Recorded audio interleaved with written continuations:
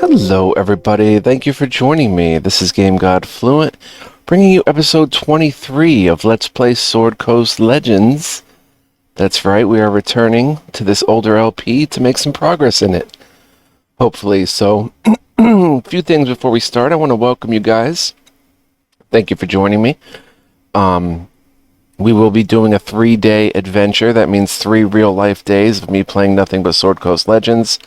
Last game was Spellforce 3 Reforced, in which we recorded a whopping 17 episodes, and I want to apologize for those 17 episodes because apparently my recording settings were not up to snuff, and they are a bit choppy.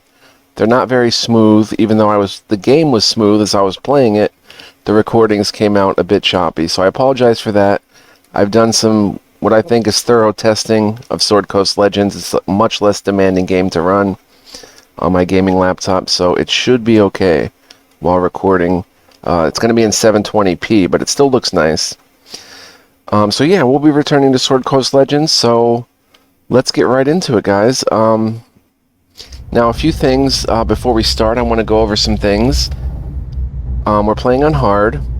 I decided to turn on the allow stabilize during combat, but also taking damage interrupts the stabilize, so it's a bit of a trade-off there. We can bring characters back to quote-unquote life, or, you know, resuscitate them during combat, but if we take damage, it interrupts it.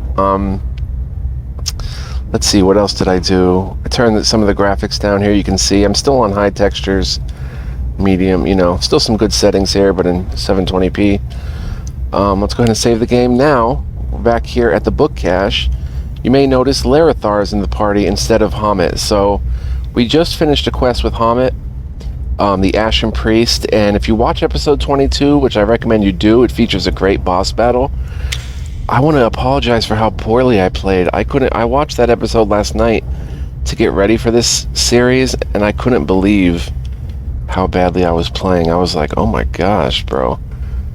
But granted, it was a late night and chill episode. You know, I was pretty tired, but I apologize for that. But anyway, it was a cool boss battle nonetheless. We Hamit made peace with the Harples, Dagatha here. Thanks again for helping Hamit find his way back. So we're in the book cache. I want to kind of go over a bunch of things before we really get into the meat and potatoes of this episode. She's a scroll merchant. We might want to sell some stuff. Oh, wait a minute. We found an old tome about alteration. I did not know that. Let's get into the inventory. I guess I press I. Can we sort the inventory somehow? Because we are going to be looking at a big mess if we don't. Shield of Sloth. It's very nice armor, but yeah. Larethar's using a crossbow. We could sell some stuff to make some money. We have 218 coins. We used so many potions last episode, and that's really where I kind of did poorly, is using the potions so much, because essentially I could have done a lot more healing and using a lot more skills in combat. I was kind of neglecting the skills. Anyway, we'll put that behind us and get into this one. So, is there a way to sort? I'm not seeing it off the top here. Oh, right here. Okay, how about by type? One-legged Larry's peg leg. Gwennon's blade. He's using a heavy crossbow, but in this... no one can use Gwennon's blade. It requires proficiency scimitar. She could use it, but she's using... what weapon is she using? Where do I look at it? Oh, right here. The Eldengar. 2 to 10 slashing, on hit, 33% chance to trigger a shock of lightning that damages nearby enemies. Deals 9 to 18 lightning damage over 10 seconds. Pretty nifty weapon there. Gwennon's Blade, on the other hand, is 1 to 6 slashing, plus 1 to hit and damage, 1 to 4 acid damage on hit, 25% necrotic damage resistance. You know, pretty nice, but not quite as nice. And then we have this gold Berserker Axe, 3 to 12 slashing, plus 1 to hit and damage. Rampage on a failed DC 15 Wisdom save when struck. I'm not sure what that means exactly. And I think purple is better than orange. It seems that way anyway. But if I were to Striker, proficiency longbow, does Larethar have that proficiency? No, we want him with his crossbow.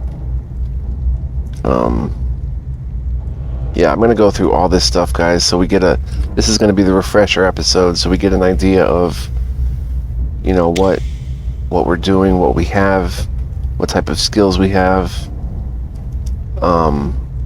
Breakneck Helm, 12% cooldown reduction. She's got the critical range +1. So I don't think she wants to use the Berserker. 9 to 18 damage over 10 seconds is not much. But Rampage on a failed DC 15 Wisdom save when struck. Does that mean when we get hit, we'll go on a Rampage on a failed Wisdom save? +2 Constitution. Yeah, I think we'll keep what we have there, but let's look at the armor. +15, she's got Valenthin boots, 15% move speed, 8% bludgeon, pierce, slash damage resistance. Steadfast gloves, paralyze immunity. She has 90% healing potion effectiveness. She heals 3 to 4 health every 10 seconds with her mending cape. Dragonblood's Cloak of Office, +4 to strength saves. It's a pretty interesting piece. What kind of cloak am I wearing? +1 armor class. I should definitely put this on. I don't know why I wasn't. We'll put that on and check it out. The graphics, you know, are cool in the game. Let's see what else we could possibly put on. Elemental boots, +5 to lightning. He has, or I have. That's me. What is my name again? What's my name again? Elizander. I'm using +5 to all piercing damage dealt, 25% necrotic damage vulnerability, which is interesting. So everything else is good. I'm using a ring, 5% chance to gain 24 maximum hit points for 30 seconds when struck, 35% psychic damage vulnerability. Daredevil ring, vulnerability again to psychic, but 5% bludgeon, pierce, and slash resistance. I'm using High Captain's Dagger, 1 to 4 piercing, +2 to hit and damage, 15% chance on hit to silence, +5 to sneak. We have to start using sneak a bit more. And a Sunblade, 2 to 8 radiant, +2 hit and damage, +6 to hit and damage versus undead. But we'll look at what else we can use. Belt of Dwarven Kind, +2 Constitution. The Red Tiger boots, even Highway Bandit's brace. +6 lockpicking, +3 all piercing damage dealt, and Burning Dawn leather cuirass, armor class 1. We should, replace that soon. 25% bludgeoning and slashing damage resistance, but seems like we can maybe do better than that. Armor class 2, which would be an armor class upgrade of 1, but we would lose that 25% resistance. So that's me. Oh, and the hood I'm wearing is the Burning Dawn hood, +1 to wisdom saves. Jarhild has a ring of +1 dexterity saves to kind of back her up, as she's not too dexterous, I don't think, if we look at character. Right, dexterity is 10, her save is 1. So it's a good thing to put on. If we look at Yeah, see, my bludgeoning and slashing resistance is up to 30%. We can actually use this. There's vulnerabilities. 135% to psychic. We have no damage reduction. Oh, we have some. 2 to psychic, movement speed. So we can check all that stuff here, which I haven't ever been doing. You can pause the video and look at this stuff. We'll go through the skills and stuff. Abilities, I should say. Statistics, monsters killed. Personalization. But, we'll get to stats and stuff in a second. Let's go back to inventory and check out Jarhild. 10% slashing damage resistance on her necklace, the thickened locket. What necklace was I wearing? Silver tongue amulet, +2 charisma saves, +2 charisma. She doesn't have a second ring, which is interesting. I don't know why we didn't put a second ring on her. She's got that. Helmet is the Stoneforged Crown. Critical range +1. Requires character Jarhild. Mending cape we saw. The belt is a coated girdle. 10% acid damage resistance, +1 strength. The Valenthan boots. Alchemist sleeves, 90%, +90% healing potion effectiveness. Honor's Guard. Armor class 8. 8% chance to summon earthen spikes when hit. Very nice. Let's see. So for a ring, +1 to lightning damage dealt. Oh yeah, that would help bolster her Eldengar. So let's give her the conductive ring. So already we can see I was missing some stuff. And her second set uses a smasher, 3 to 12 bludgeoning, +1 hit and damage. Second I would probably go Shield of Sloth and possibly Gwennon's Blade. Yeah. She'd be Sword and Board as her secondary set. Very cool. So the Sloth, Shield of Sloth is purple. Armor class 3 +4 to armor class, so it takes her AC to 25. Minus 50% action speed, minus 30% move speed, but 15% bludgeon, pierce, and slash resistance. And we saw Gwennon's Blade. So for now, though, we'll keep her with the AC of 18 with the Eldengar. And let's go ahead and check on Lydia. She's our archer/healer. She's got the Jester's Bow, 2 to 10 piercing, 10% chance on hit to blind, 4% chance on hit to frighten. Ranged for 18 yards. She's wearing the bolstering hat, 10% force damage resistance. A gambler ring, vulnerability piercing, but increases gold acquired by 2%. Faithful choker, +1 all radiant damage dealt. She's not wearing a cape for some reason. Wait, is this right? Yeah. For some reason, we don't have her with a belt. Alchemist Souls, +2 wisdom. Valenthan gloves, critical range +3. Captain's Curious, armor class 3, max dex 2, +1 dexterity. She is very dexterous. We can check out her stats. Well, 15. She's got good wisdom too. So actually, we can give her Cloak of the Burning Dawn, +1 armor class. Sure. Cloak of the Burning Dawn. For gloves, she's fine.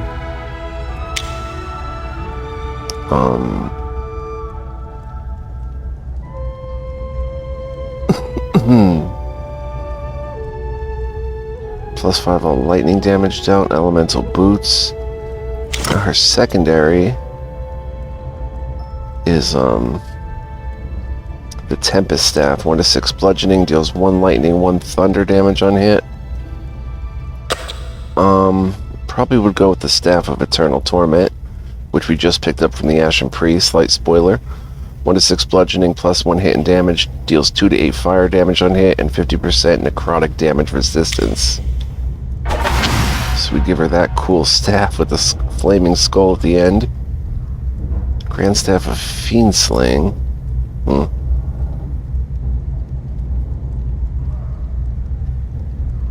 Alright, she's fine there, but we're going to use her bow. Now, she doesn't have a second ring either. Or a waistband. 10% radiant damage resistance. Sure.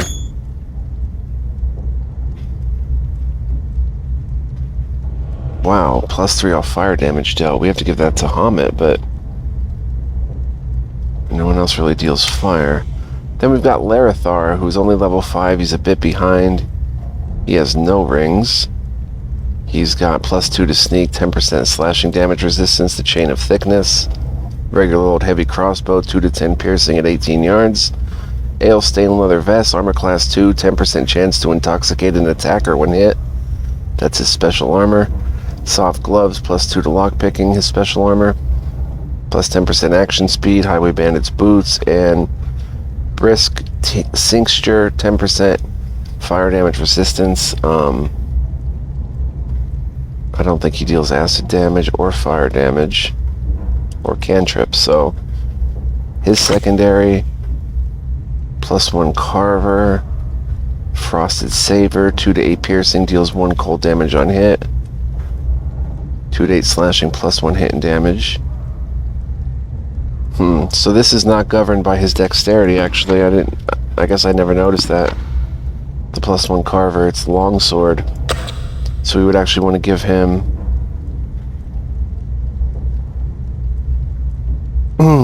like either the Whispering Tooth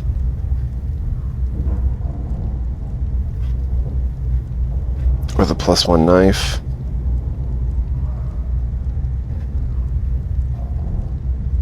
Or Burning Dawn short sword. So let's put Frosted Saber.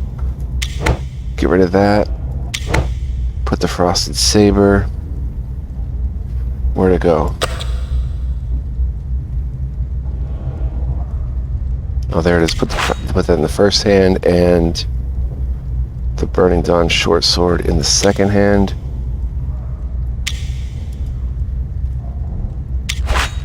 Hey, stop it. Frosted Saber, how do I get the second hand?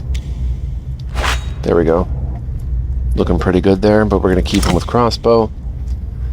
Now we go to carriers, we can check the stats. He's got great dexterity, really good constitution, so he could wade into combat a bit, but he's got to level up. See her stats. Here's Jarhild, strong and tough, and then me, dexterous, intelligent, charismatic. Alright, so now let's get into the abilities. Let's close and let's save while we're at it, because we just did that.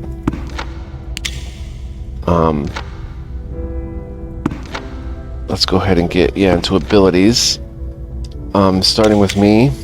See, I have hide is a toggle. Wait, why is it showing that bar? See, I don't even have hide on the bar. I'm gonna have to.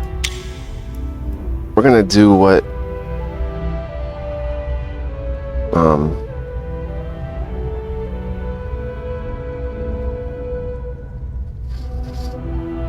Oh, that's fair. We're gonna have to. Go ahead. What can I do for you? How do I shift the bar? That can't be right. Oh, just these arrows. X shifts it? No. Z? No, Z shifts weapons. So I want to redo this bar. Wait.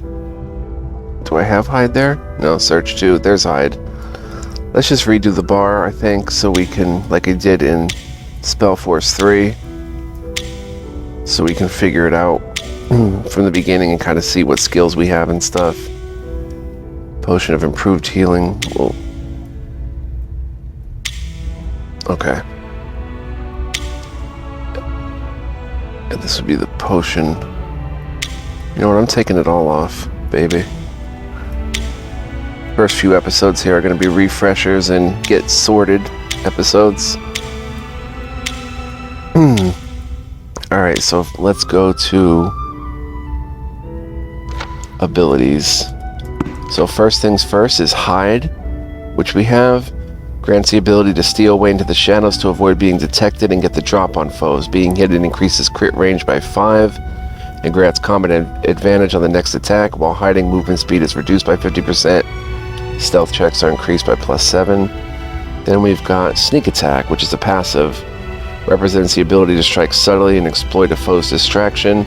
Attacks deal an extra 4 to 13 radiant damage to a creature that grants advantage on the attack roll if is at within 5 feet of one of the character's allies. The extra damage is automatically a critical hit if done from stealth. We have no ability points, so we have to roll with how we built them. Thief Expertise grants an extra +3 bonus to lockpicking, search, and disarming traps. I've got Assassin Hidden Dagger ranged attack. Hurls a weighted dagger at a target, dealing 15 to 24 piercing and throwing them off balance. For the next 60 seconds, the affected creature's cooldown durations are increased by 100%. Okay. We've got Trickster's Implement. Infuses weapons with shadow energy, causing them to deal an extra 2 to 5 necrotic for 30 seconds. And this is just a better version that deals an extra 3 to 9 necrotic on hit for 30 seconds. Put that down here. Then we've got Hold Monster. This is an awesome spell. 18 yards, paralyzes a target creature within range. The target must succeed on a difficulty check 14 wisdom saving throw or be paralyzed for 60 seconds. At the end of each of its turn, the target has a chance to make a secondary DC 14 wisdom saving throw to end the spell. And here's Hold Monster 2, which an affected target paralyzes creatures multiple ranged area of effect. That's the difference. So let's put both of these down here, I guess. Oh, we can only put one? And it's Hold Monster 2, okay. Then we've got Sleep. Another good spell. Area of effect sends creatures in an area into a magical slumber. Each target within a 5-yard radius of a targeted point must make a DC 14 Constitution save or fall unconscious. The spell ends if the target takes damage. We've also got Arcane Trickster Confusion. Assaults and twists creatures' minds, spawning delusions and provoking uncontrolled action. Each creature in a 2-yard radius sphere centered on a chosen point within range must succeed on a DC 14 Wisdom save or become confused. At the end of each of its turns, it can make another saving throw. So we have Confusion 2, and we also have Versatile Trickster. Attempts to distract the target with the Mage Hand spell. Must make a save or be distracted. The distracted foe grants combat advantage to its attackers for 16 seconds. See, I wasn't using any of this stuff, really. Like, you would cast that on even a skeleton that we had, like we were fighting last episode, and Jarhild can attack it for 16 seconds and have combat advantage. Like, stuff like that we have to use. It's so major, and we invested in it. I don't have 2-weapon fighting feats. I don't have Carouser, or abilities, I should say. Martial, Archery, Racial for being a drow. I have Darkness. Magical darkness spreads from a point within range to fill a 3-yard radius sphere for the duration. All targets within the area that rely on sight are blinded while they remain within the globe of magical darkness. That can blind archers and stuff. I rarely ever used it. And Fairy Fire. Any creature in the area of effect when the spell is cast is outlined in blue light if it fails a DC 14 dexterity saving throw. Any attack roll against the affected creature has advantage, and the affected creature can't benefit from being invisible. So, lots of cool stuff we have here, guys. We have level 2 lockpicking, level 2 search. We'll put that on the bar. We have the proficiency of Rapier, Dagger, Sickle, Stabilize, revives an ally fallen in battle. Do I put this down here? No, we just do that automatically. We can use quarterstaves, short spears, hand axe, long sword, short sword, club, mace, great club even, light crossbow, short bow, light and cloth armors. And that's it. So the next bar would be potions, but we're going to go to the next abilities on here, and it's going to be Jarhild. So she's obviously speccing into the Battle Master ability list, or ability tree. She's got Second Wind, draws upon an inner well of stamina to heal and gain 28 maximum hit points. I rarely would ever use that. The increased hit point pool lasts for 12 seconds, so yeah, there's a lot we've got to do here. Commander Shout calls orders to a nearby ally, granting combat bonuses. The target gains +2 to hit and damage and gains +1 to their critical range for a minute. Also pretty awesome. Rally 2. Send shout words of encouragement to nearby allies, granting plus 36 to their maximum hit points and plus 2 AC for 60 seconds. See, we got to use all of these on hard difficulty. Improved critical. Increases crit range by 1. It's a passive. Sure strike. Commits a precise strike that always lands, dealing 12 to 32 damage. Weapon Master passive. Represents years of focus on various weapon styles, allowing multiple attacks with the main hand. Each rank gains an extra strike with the main hand attacks. Interesting. Lots of cool skills in here. Paralyzing Shout. Emits a shout with such force and fervor that it rattles the bones of all nearby enemies. Each enemy within range must make a DC 11 Constitution save or become paralyzed for 6 seconds. Rarely use that. Aspect of the Mountain. Grants a well-trained body the sturdiness and resilience of stone, giving 20% resistance to bludgeoning, piercing, and slashing for the next 30 seconds. We have no 2-weapon fighting, no great weapon fighting, which we should get, no protection. Skills, we have Martial. Victorious Surge strikes a foe with Victorious Fervor, dealing 13 to 34 slashing damage, and also restoring 36 to 49 hit points. Very nice skill. We have no Archery. She can stabilize, use a quarterstaff, short spear, pike, halberd, scimitar, rapier, sickle, dagger, great axe, battle axe, hand axe, great sword, long sword, short sword, club, mace, morning star, maul, great club, light crossbow, heavy crossbow, longbow even, short bow, heavy armor, medium armor, light armor, cloth armor, and shields. Boom. So she is our tanky character. Then we have, let's go ahead and clear this out too. Gonna try to make the potion bars a little bit uniform for each character. And this is Lydia. We'll go ahead and, yeah, I wasn't using nearly enough of these abilities to their proper usage, and just we can do a lot better once I learn these skills again and how to play. It's gonna be cool. So bear with me, guys. I do hope you find this interesting too, though. You know, it is pretty cool stuff, I think.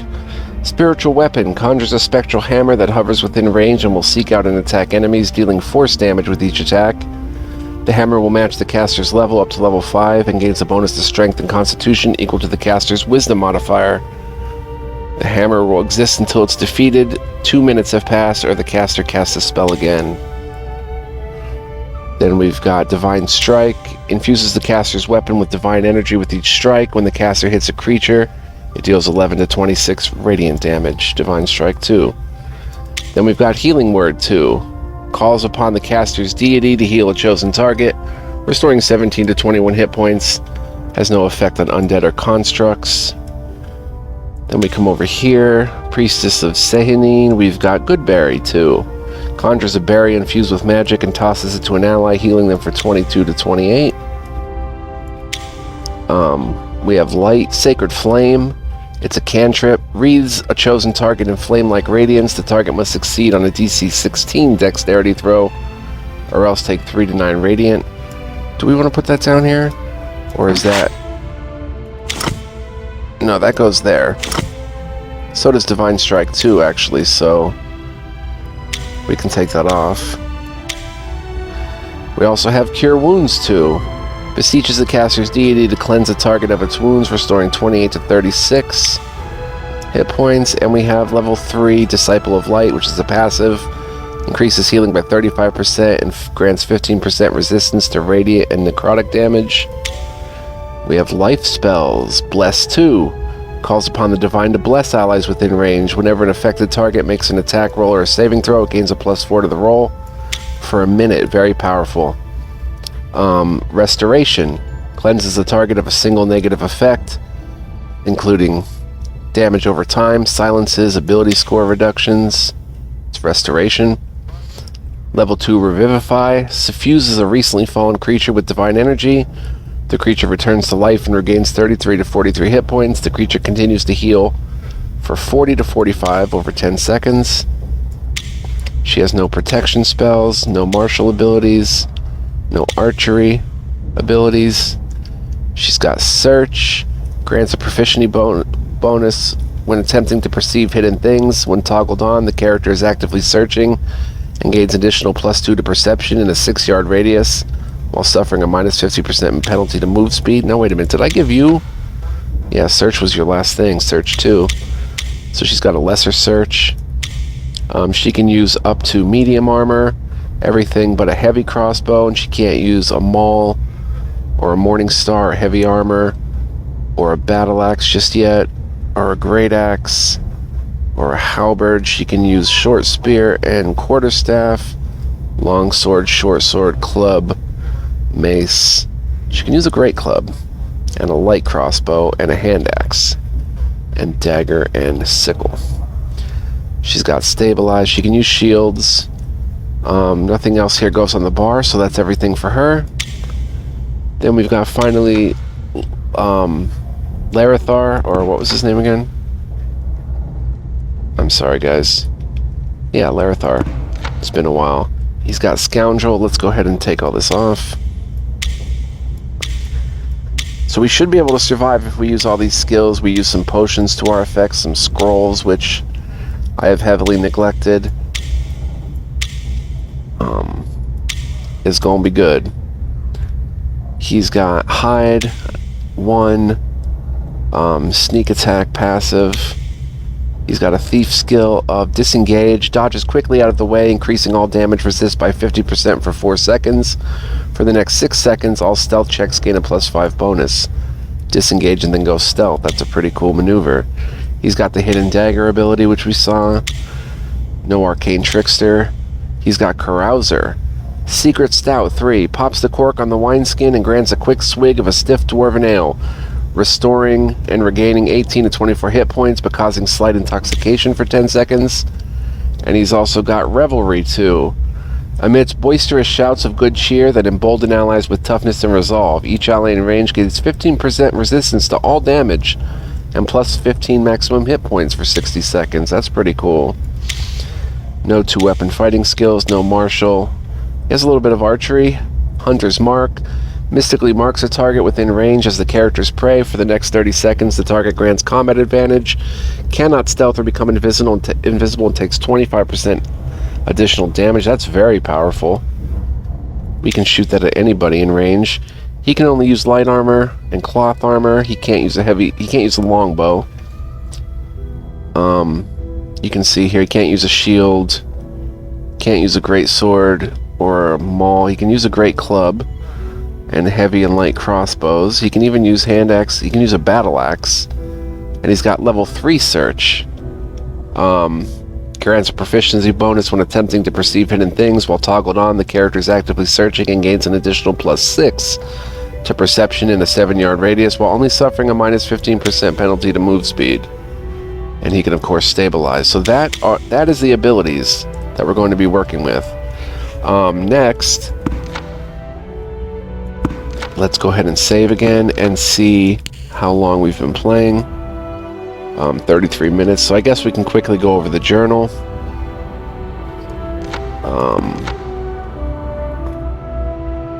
There's a lot going on here. We have a bestiary we can check out, which I want to check out. There's locations to read about, characters, deities.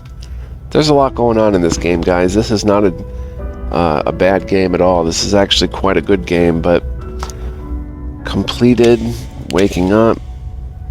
Okay, this goes back to Act 1 and stuff after them. Act 1 completed, Act 2 active, the next move. Mafaril's portal led you back to camp, and sleep led you back to the nightmare realm. Your first task is to find Sorinol at the Cutlass and fill him in on what you learned from Mafaril's ghost. We'll go over that next episode. Companions, we completed Hamid Here's a Harple. Family matters for Jarhild. Jarhild decided to listen to her aunt and keep adventuring despite her mother's wishes. Pulled back in.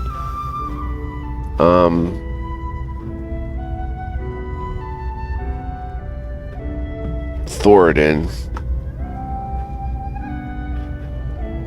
Something about Larethar helping an old dwarf friend named Thoradin. We did that. We can go over this next time. We have Market District. There's 3 active. Free the bartender. When Sorno was chased out of the Cutlass Inn, Leoril, the bartender disappeared. Perhaps the Gilded Eye took him somewhere. A trader's fate. After locating one of the herbalist's receipts, you went to the alchemist shop and claimed a special mixture Sherm had ordered. This mixture allowed you to clear away the vines and access the basement. And rare vintage, the cook at the Cutlass spoke of a rare wine known as Jasmarine Shadow. He asked you to track down the only known remaining case of this stuff as he marked the location of a vintner's keep on your map. And we completed these 4 quests. Then there's the high road. Completed all of them. The city gates. Completed all of them. The sewers. Gilded Eye Chapter House is still active. You found the Burning Dawn's logbook, but numerous pages were missing. 1 second, guys. Alright, I'm back again, but we found the Burning Dawn's logbook. Numerous pages were missing. You suspect the Gilded Eye stole the pages during their attack and used that info to attack your caravan and any other guild members out on jobs. Finding the logs would give you valuable information on where the survivors might be. Mercenaries Cave we completed, so that's everything.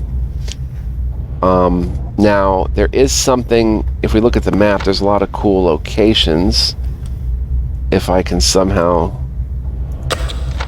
look at the world map, see there's a lot of locations we can check out. There was something out here in the Noxious Chasm. If we take a great sword to sacrifice to something, a shrine out there, we'll get something in return. So I think that's something that we have to look into. You can see the quests here, it looks like. Or markers, I'm not sure what to make of them right now. Secret Cultist Lair. So there's a lot going on. A lot of cool stuff that we already did, and still so much more to come. We're still only in Luskan. There's a lot more to do. I guess this marks all 3 quests. Oh yeah, here's how we move the map. We can go back to camp and talk to different characters. Mephrill's Lyceum, Ruined. We did all that, I think. As you can see, there's islands and all kinds of stuff going on. But Market District seems to have the quest. Local map. I guess that's what these 3 marks are. 3 different quests, I guess. I don't know. Then there's Faerun. Let me look at. Here's the Vintner's Keep out here. There's a quest. We did the Tomb of the Ashen Priest. There's Bone Strewn Burrow we've been to. Mercenaries Cave. Luskan. The High Road. Lots more to go. Lots more to see and do. It's going to be a lot of fun, guys. So I hope you'll tune in and check it out. Next time, we add some potions to the bar. To the bars, we go over maybe some of the bestiary and some of the quests we did already, or maybe we just get into the action after we do the potions thing. We'll see, but we're gonna have a ton of fun, guys, so I do hope you'll join me. I have to learn the buttons. I'm not sure how to select the party. GHYT. T seems to select the whole party. And there's different buttons, you know, for different things. Come down here and talk to Rabu. If we hit Alt, it shows us everything that's lit up in the room we can interact with. I come here all the time, but I've never seen the 12th volume of Creatures of the Underdark. Wonder who has it. Rabble. Thanks for convincing me to take the statue. I think I can really do some good. So there's little things we've done, little tasks and stuff too. Dagatha. Next time we'll check out this trader as well. See what this peasant has to say. I really love this contest for the Kingdom series, but I've been waiting forever for the 6th book. I'm starting to doubt that Gregorio Mardith will ever finish it. A common complaint. Arena, we'll check her next time. Maybe get rid of some of this equipment, or just hang on to it too. I don't know. Oh, I'm dealing fire damage with my Sunblade. No, Radiant. I'm not actually dealing fire damage. We're almost to another level. Larethar has quite a ways to go, but he'll catch up. We can sell like the band. Maybe some of this stuff. +1 cantrip damage. She uses cantrips. That is +1 radiant damage. So actually, she should probably use...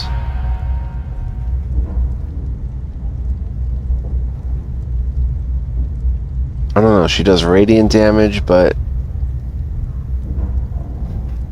cantrips include both Divine Strike and Sacred Flame, which is also radiant, so it really doesn't make a difference, but with the Torque of Momentum we get 10% move speed.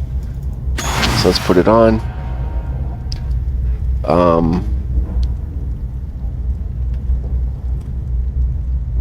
Zerbic Baldric. +3 all acid damage dealt. I don't think anyone here does acid. We haven't even checked out Hamet yet, who has awesome spells. He's a wizard or a sorcerer or something. Or a necromancer, actually, which is very cool. So yeah, I hope you'll join me, guys. It's going to be a lot of fun. We'll go over our potions, our consumables, maybe some quest items we have, and stuff like that. So I hope to see you guys then. Thank you for watching this. Really appreciate y'all.